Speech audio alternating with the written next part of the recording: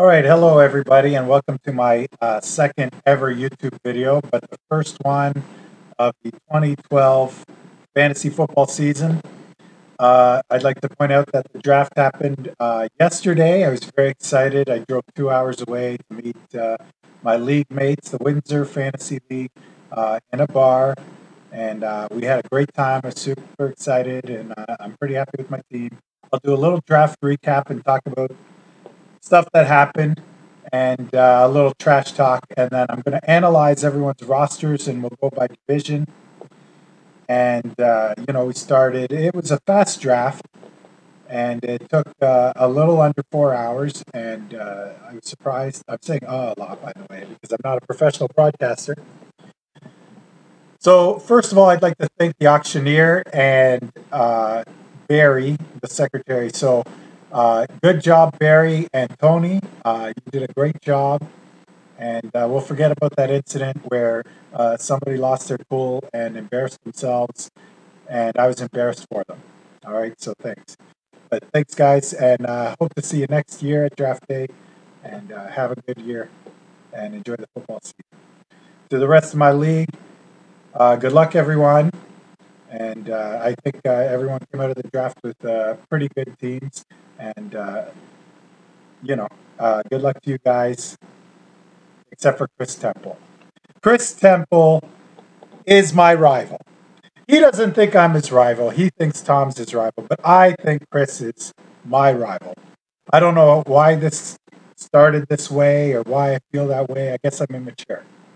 But I am very happy that in our league, we get the champion, the returning champion gets first pick at who he puts in his division. And he put the weakest fantasy owner, Chris Temple. So I'd like to, single him out for that. Thank you. Thank you to the former champion, the defending champion, Nick, from Team Scorpions. Thanks. All right, a couple of things. Two QBs. We start one QB and one QB in a flex spot. Or it's a flex spot where a QB can be started. So I went heavy QB early. I got Aaron Rodgers and Tom Brady. I'm pretty happy with that. And I don't know if people were surprised by that strategy or if people are unhappy with how my team turned out. I'm not the only one who went with two QBs, like two solid QBs. I think Tom also went with two QBs until he realized they both had the same bye week, and then he had to trade one. That's good. Marshawn Lynch went for $24, is arguably the biggest steal of the draft. Others would say Kenny Britt at $2 is the biggest steal of the draft. I think Marshawn Lynch went for $20 below value, and Kenny Britt probably went $10 below value. Either way, they're both good deals. And that happened. I'd also like, say Matt Ryan went for $42, was way too much. He's probably going to have a good year, so the prices don't matter now. But at least he didn't go for 145 like an unnamed QB did in a draft the night before. And that's all I have to say about the draft itself. The draft itself was fun. I had a good time. Thank you to Nick for sharing some of his pizza with me. Thanks, buddy. And finally, to everyone who donated to my son's Fantastic Kick fundraiser, thank you very much. I'm well on my way to becoming the top fundraiser in my league again this year for my son. So that's good. And now we're going to start with the gold division. And we'll start with my team. I'm also in the gold division. It's the defending champion Scorpions, myself, owner of the Pork Chops, Chris Temple, Tenacious T, who I'm going to talk about his team quite a bit, and G.I. Joe, who has a very solid team as well. And we're going to get started with my team, the Pork Chops. So we'll start with the QB position. The Pork Chops have Tom Brady and Aaron Rodgers, number 1, 2 at the position. I spent a total of $100 for those two QBs at auction at a $200 budget, so half my budget went to them.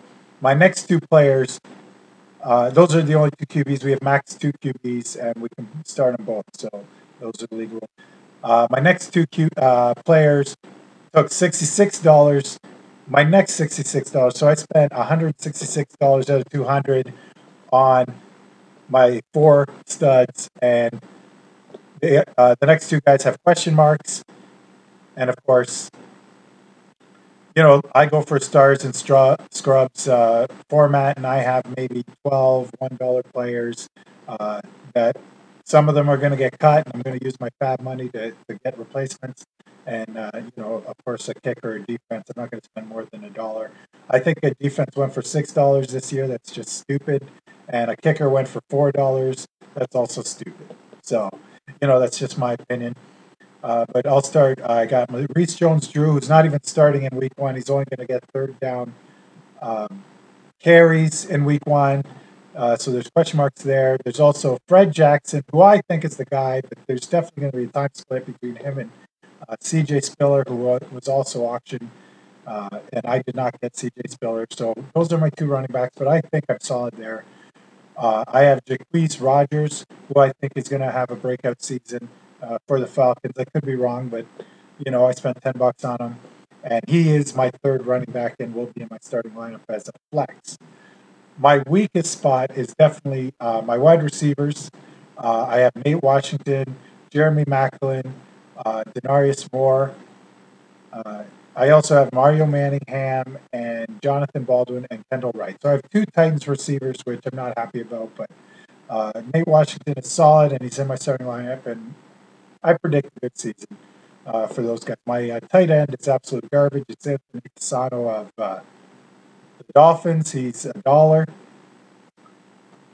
What are you going to do? And I have a kicker and a defense. I'm not even going to bring up kickers and defense. I don't have any backups to those guys because I'm just going to pick one up during their bye weeks. I believe my team's a playoff team without adjustments if no major injuries happen. Of course, I'm going to make adjustments because I'm active. This is my second job, basically. I'm as crazy obsessed about fantasy football as anybody else.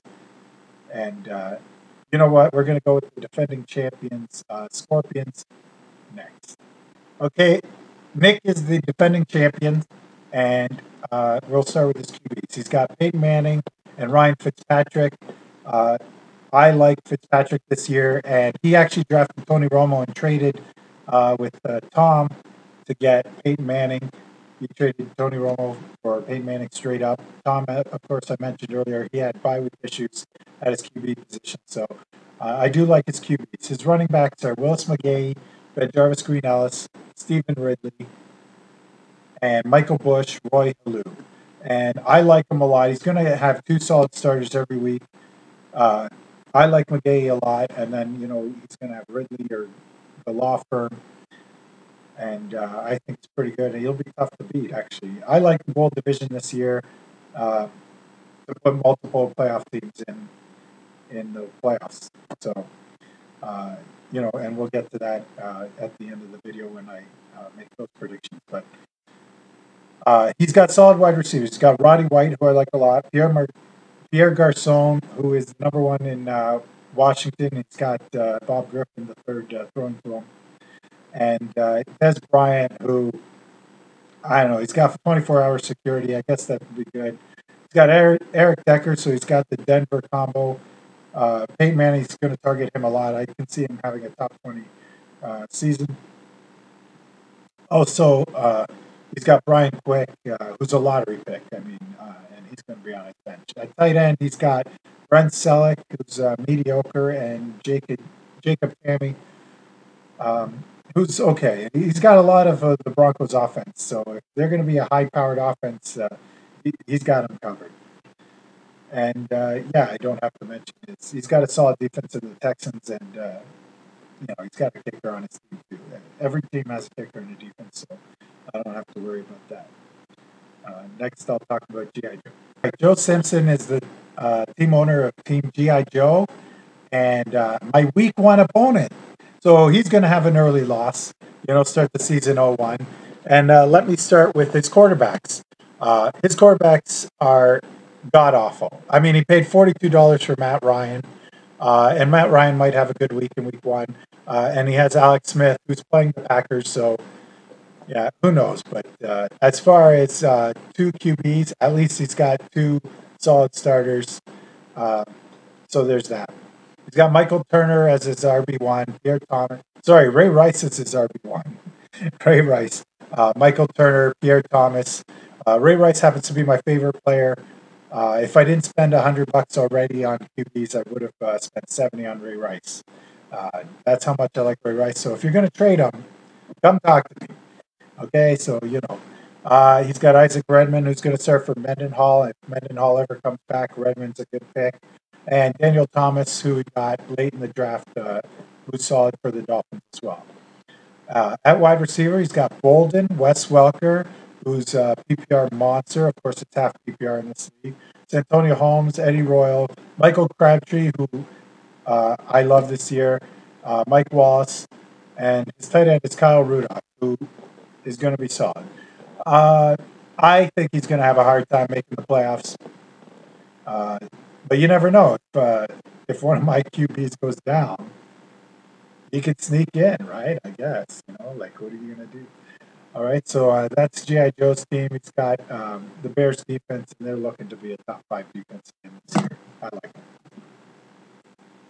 Last and certainly least in the gold division anyway is Tenacious T. The T stands for terrible. He's Chris Temple, and he actually had a good draft. He's got Matthew Stafford and Carson Palmer, Matt Forte, Chris Wells, who's garbage. Chris Wells, I don't think he's going to do anything. He's got Javid Best, another passenger. He's not going to even. He's going to drop him probably week 1. DeLone Carter, who I don't know, is taking up oxygen and roster space on this guy. So he's got Forte, a solid QB, but his strong suit is definitely his wide receivers. He's solid at wide receiver. He's got Fitzgerald, Jennings, and Megatron. He's also got Robert Meacham, who's a terrific number 4 wide receiver. I mean, terrific there. And then he's got James Jones on his bench. He's got 2 tight ends, Dustin Keller and Greg Olson. I love Greg Olson this year. I think Greg Olson should start for him every week. If you want to trade Greg Olson, look my way. All right, but trading within the division, I don't know. He's also got a kicker and a defense, and they're okay. I mean, they're going to play every week. But yes, we also play each other in week 13, Temple, so it's make or break playoffs. All right, buddy? We're going to play in week 8 and in week 3. Those are our 3 matchups. I have no bye issues in any of those weeks. I'll be at my full squad, so I'm looking to go 3-0 against Chris Temple. And next, I'm going to go to the silver division, where the commish and his annoying habits. I'm going to talk about him next.